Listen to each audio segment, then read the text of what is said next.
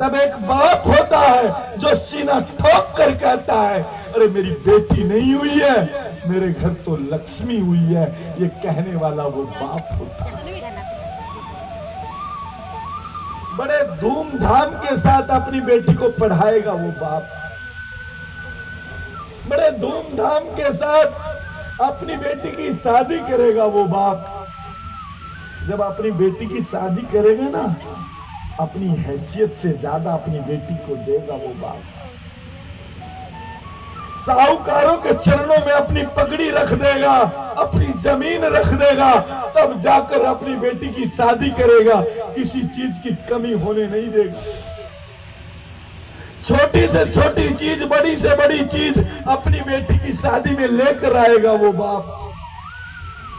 और जो किसी के सामने झुका नहीं, जिसको कोई झुका नहीं सका, वो बाप अपने गांव वालों के सामने हाथ जोड़ के घूमेगा, परिवार वालों के सामने हाथ जोड़कर घूमेगा, बरातियों के सामने हाथ जोड़कर घूमेगा कि मेरी बेटी की शादी खराब ना हो जाए। वो बाप होता है महाराज। और जब बेटी की विदाई होती है ना, विदाई, सब रोते हैं, माँ भी रोएगी, भाई भी रोएगा, रिश्तेदार भी रोएंगे, परंतु बाप नहीं रोता बेटी की विदाई पर। जब बेटी की विदाई हो जाती है, बेटी चली जाती है ससुराल, तब बाप एक कोना ढूंढता है और उस कोने में चोरी चुप के रोता है, किसी को अपने आंसू नहीं दिखाता। वो बाप होता है मेरी बहनों, वो बाप होता है।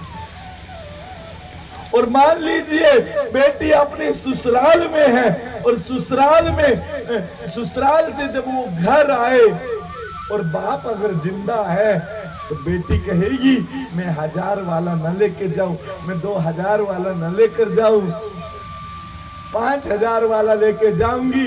अगर बाप जिंदा है तो बेटी को 5000 वाला तो छोड़ो, 10,000 वाला दे के भेजेगा। वो बाप होता है।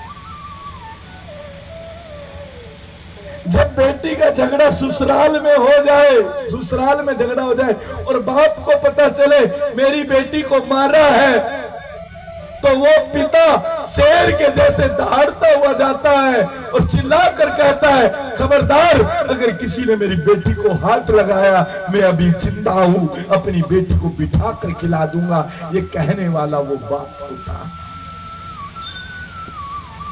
मान लीजिए बेटी ससुराल में है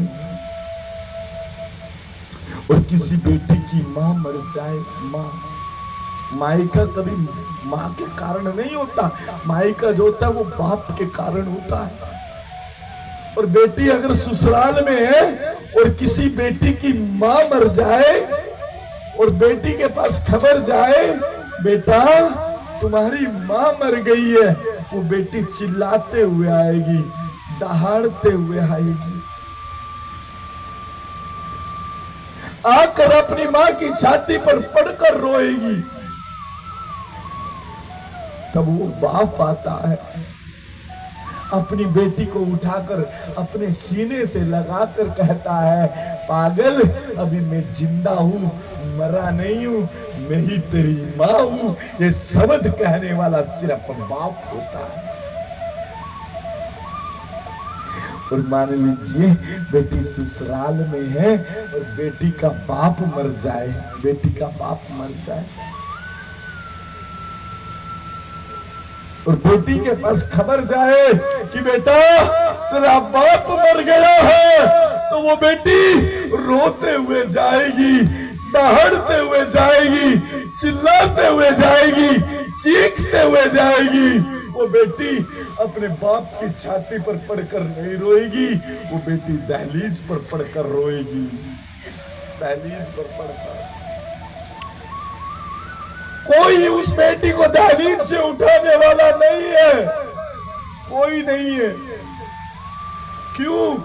माँ तो खुद वियोग में पड़ी है, उसका पति मर गया, भाभी को कहीं इतना लेना देना नहीं होता, भाई रिश्तेदारों को देख रहा है।